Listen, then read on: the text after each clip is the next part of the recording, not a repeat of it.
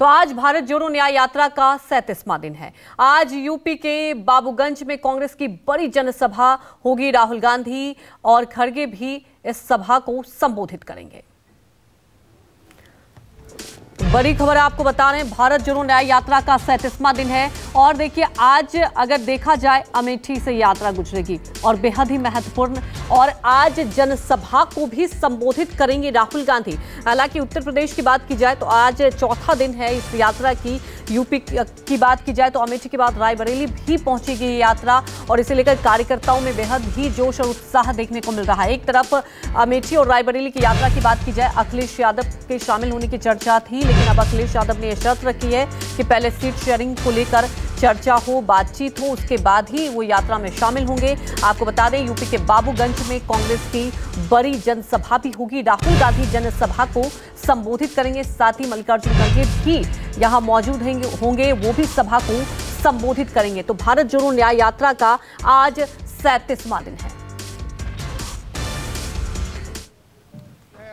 यात्रा प्रतापगढ़ में दाखिल हो चुकी है। चंदौली से सफर प्रतापगढ़ तक का कैसा रहा न्याय यात्रा का? देखिए, ये यात्रा एक संदेश इस बात को देने के लिए बिल्कुल तैयार है कि देश जिस तरह नफरत का माहौल है, इकलौते नेता आदरणीय राहुल गांधी जी हैं जो सड़कों पर लगातार मोहब्बत का पैगाम लेकर मणिपुर से महाराष्ट्र तक चलने का काम कर रहे हैं। उत्तर प्रदेश जो सबसे बड़ा राज्य है, देश के प्रधानमंत्री यहीं लोकसभा से चुनकर आते हैं और उत्तर प्रदेश का माहौल क्या है, आज न्याय की जरूरत क्यों पड़ी? न्याय की जरूरत इसलिए पड़ी कि लाखों नौजवान बेरोजगारी के आलम को झेलने पर विवश है।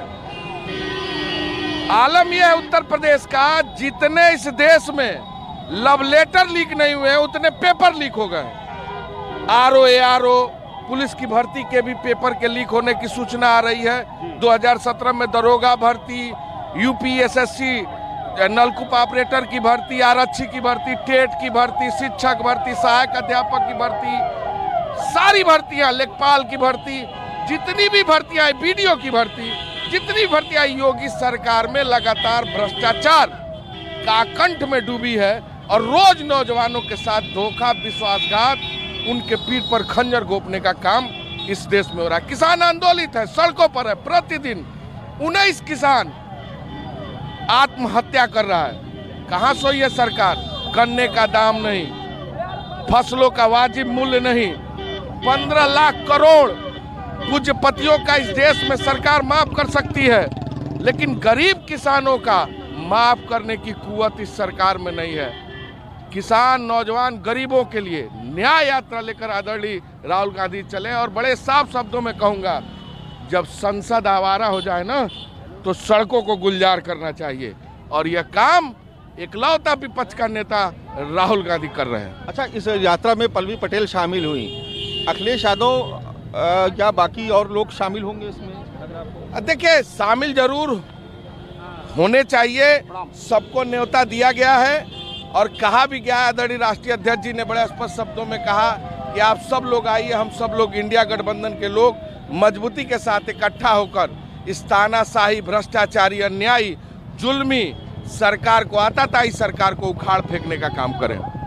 कैमरा पर्सन धर्मेंद्र कुमार साहू के साथ मानस श्रीवास्तव, प्रतापगढ़, न्यूज़ 24। चंदौली से लेकर के और यहाँ प्रतापगढ़ तक खास तौर से प्लान किया जा रहा है कि जो मुस्लिम बाहुल इलाके हैं वहाँ से होकर यात्रा ज़्यादा गुजरे, ऐसा? नहीं, ऐसा कोई प्लान नहीं माना जी। देखिए, ये यात्रा अगर आपने कल इलाहाबाद में देखा होगा तो कहाँ से गुजरी है? आनंद भवन, कटरा, नेत्रा, वो सब एरिया यहाँ हिंदू मुसलमान देख के नहीं निकाला जा रहा है। ये अन्याय के खिलाफ यात्रा है और न्याय दिलाने के लिए 5 मांगों के साथ हम सड़क पे हैं। ना तो हम धर्म देख रहे हैं, ना जात देख रहे हैं। 5 मुद्दे हैं जो हमारे, जो अन्याय इस समय देश के खिलाफ हो रहा है, वो किसानों के खिलाफ, महिलाओं के खिलाफ, बेरोजगारों के खिलाफ, सामाजिक असमानता के खिलाफ, ये जो मुद्दे हैं इनके खिलाफ हम यात्रा निकाल रहे हैं। हम इंसान को इंसान की तरह देख रहे हैं, हिंदू मुसलमान की तरह नहीं देख रहे हैं। लेकिन जाति जनगणना का मुद्दा उठाया, कहा दलित, पिछड़ा, आदिवासी। राहुल गांधी के भाषण का ये मुख्य अंश था कि दलित, पिछड़ा और आदिवासी, तो जात की राजनीति तो नहीं, राजनीति जाति की नहीं हो रही। देखिए राहुल जी क्या कह रहे हैं, इस चीज को समझना पड़ेगा। जाति जनगणना की मांग ये इस वजह से हो रही है ताकि समाज का एक्सरे हो सके। राहुल जी अगर कह रहे हैं कि 200 बड़ी कंपनियां हैं जिसका एक भी मालिक SC ST OBC नहीं, जिनकी आबादी 73% है, तो ये बहुत बड़ा प्रश्न खड़ा हो रहा है हमारा जी। सिर्फ ये बात नहीं है कि जाति जनगणना की बात हो रही है। अगर 90 पावरफुल IAS में से आपको 5% आपको हिस्सेदारी मिल रही है तो हिस्सेदारी की बात तो होगी। ये तो हम बात कांग्रेस करेगी कि भाई 73% आबादी को अगर 5% भी जो जहाँ पे भी सरकारी संस्थाएं उसमें नहीं मिल पा रहा है उनका प्रतिनिधित्व, तो कैसे होगा? उनकी बात कौन उठाएगा, उनकी आवाज़ कौन उठाएगा? तो इसका मतलब ये नहीं कि हम किसी के खिलाफ है। हम जाति जनगणना करवा के उसके बाद ये सारे मुद्दों को एक्सरे हो जाए एक बार, और उसके बाद जितने जो भी जिसके हिसाब से आबादी उसके हिसाब से उनको प्रतिनिधित्व दिया जाए। कैमरा पर्सन धर्मेंद्र कुमार साहू के साथ मानस श्रीवास्तव, प्रतापगढ़, न्यूज़ 24।